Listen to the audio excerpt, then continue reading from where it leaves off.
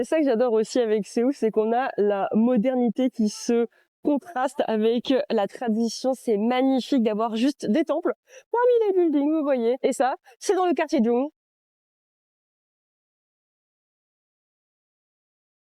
요즘 전 세계 여행 유튜버들 사이에서 약속이라도 한 듯 똑같이 벌어지는 일이 하나 있습니다. 자신의 인생 여행지를 꼽으라고 하면 망설임 없이 한국을 1순위로 외치고 있다는 사실인데요. 그 중에서도 가장 화제가 되고 있는 사람들이 있습니다. 바로 프랑스에서 건너온 여행 유튜버 커플입니다. 이 커플은 단순히 한국이 좋다는 추상적인 칭찬을 하는 것이 아니라 무려 27가지 추천 코스를 직접 발로 뛰어다니며 하나하나 영상으로 정리해 올렸는데요. 그런데 이 27가지 영상을 처음부터 끝까지 보면 신기한 점이 하나 보입니다. 이 커플의 입에서 단 한 번도 부정적인 단어가 나오지 않았다는 사실이죠. 도대체 서울이 얼마나 대단했길래 직업적으로 수십 개국을 누벼본 이 프랑스 커플이 이렇게까지 푹 빠져버린 걸까요? 함께 따라가 보시죠. 프랑스 커플이 서울에 도착하자마자 가장 먼저 향한 곳은 경복궁이었습니다. 그런데 이 커플은 도착하기 전부터 무언가 단단히 준비한 게 있었는데요. 바로 한복이었습니다. 한복을 입으면 모든 궁궐 입장료가 무료라는 사실에 이 커플은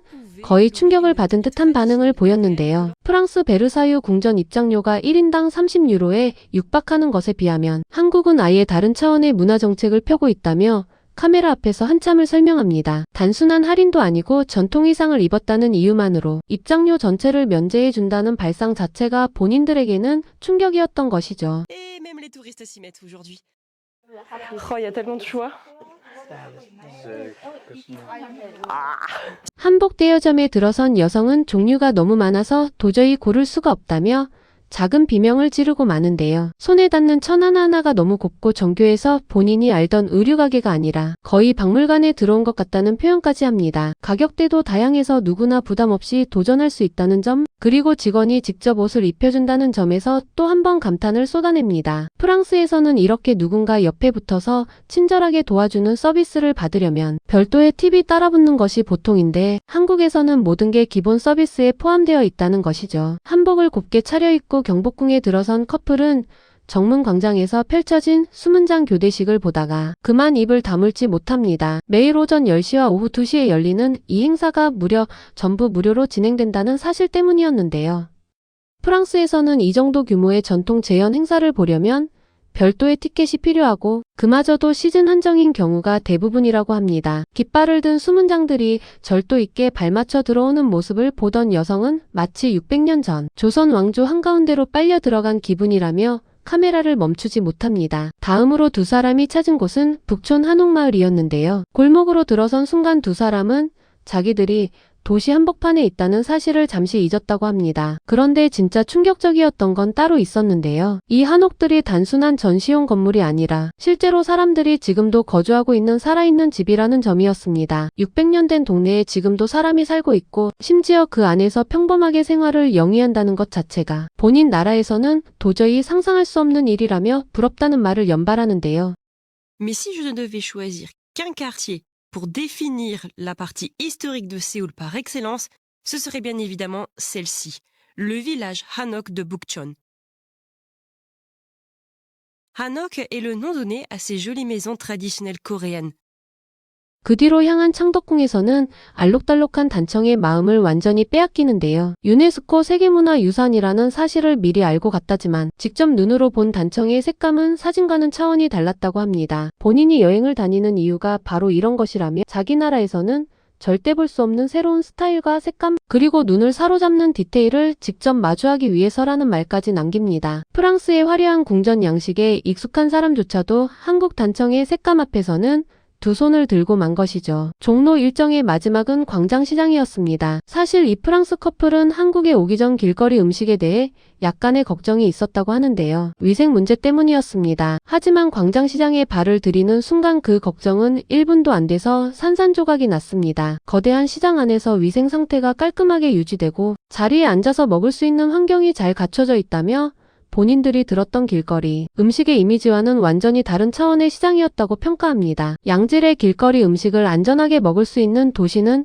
전 세계에서도 손에 꼽힌다는 것이죠. 젊음의 거리 홍대로 넘어간 커플은 거의 어린아이처럼 흥분하기 시작하는데요. 그 중에서도 한국에만 있다는 인생 네컷 부스 앞에서 두 사람은 완전히 매료되고 맙니다. 안에 들어가니 빨래방 콘셉트, 지하철 콘셉트 등 부스마다 콘셉트가 전부 다르다는 사실에 깜짝 놀라는데요. 프랑스에서는 절대 볼 수 없는 한국식 디테일이라며 손에서 카메라를 내려놓지 못합니다. 단순히 사진을 찍는 기계가 아니라 하나의 작은 테마파크 같다는 평가까지 내리는데요. 그리고 더위에 지친 두 사람이 도심에서 발견한 오아시스가 있었는데요. 바로 청계천이었습니다. 도로 아래로 펼쳐진 산책로를 걸으며 도시 한복판인데도 강물 소리만 들린다며 이 공간을 설계한 사람은 천재라는 말까지 합니다. 차들이 굉음을 내며 달리는 도로, 바로 아래에 이렇게 평화로운 산책로가 펼쳐져 있다는 사실이 도저히 믿기지 않는다는 표정이었죠. 저녁이 되자 두 사람은 명동으로 발걸음을 옮겼는데요. 명동 야시장의 화려한 조명과 끝없이 이어지는 먹거리 행렬에 감탄을 멈출 줄 모릅니다. 그리고 명동성당 앞에 도착해서는 한국이라는 나라가 단순히 불교 사찰만 있는 나라가 아니라 다양한 종교가 공존하는 성숙한 사회라는 점에 또 한 번 놀라는데요. 고딕 양식의 거대한 성당이 도심 한복판에 위풍당당하게 서 있는 모습이 본인이 알고 있던 한국의 이미지와 너무 달랐다고 합니다. 다음날 강을 건너 강남으로 향한 두 사람. 강남이라고 하면 명품 매장만 떠올렸던 두 사람이 가장 놀란 곳은 의외로 봉은사였습니다. 신라시대에 세워진 1200년 된 사찰이 강남 한복판 빌딩 숲 사이에 그대로 보존되어 있다는 사실에 두 사람은 한참을 말을 잇지 못합니다. 입구에 들어서기 전 신발을 바로잡고 인사를 올리는 작은 의식까지 직접 따라하는 모습에서 이 커플이 한국 문화를 얼마나 진심으로 존중하고 있는지가 그대로 드러납니다. 그 뒤 들른 코엑스 스타필드 도서관에서는 천장까지 닿는 거대한 책장 앞에 서서 본인들이 평생 본 도서관 중 가장 멋진 공간이라며 극찬을 아끼지 않는데요. 무엇보다 이 모든 공간이 무료로 개방되어 있고 시민 누구나 책을 꺼내서 자유롭게 읽을 수 있다는 점에 또 한 번 감탄합니다. 강남 스타일 동상 앞에서는 직접 말춤 포즈까지 따라하며 한국이 전 세계에 끼친 영향력을 온몸으로 실감했다고 합니다. 송파의 롯데타워 전망대에서는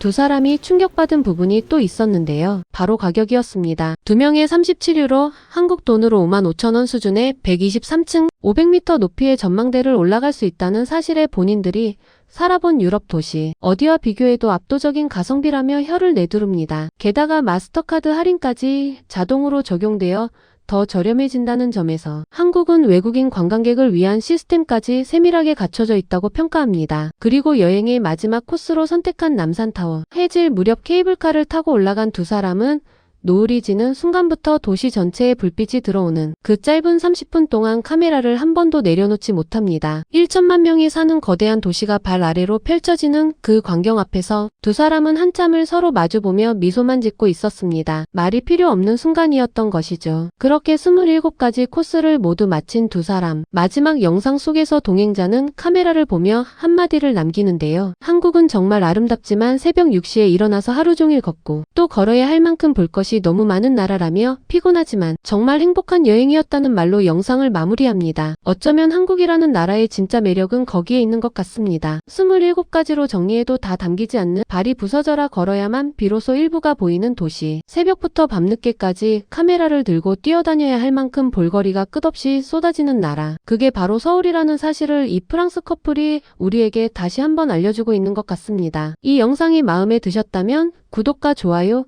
그리고 알람 설정까지 진심으로 부탁드립니다.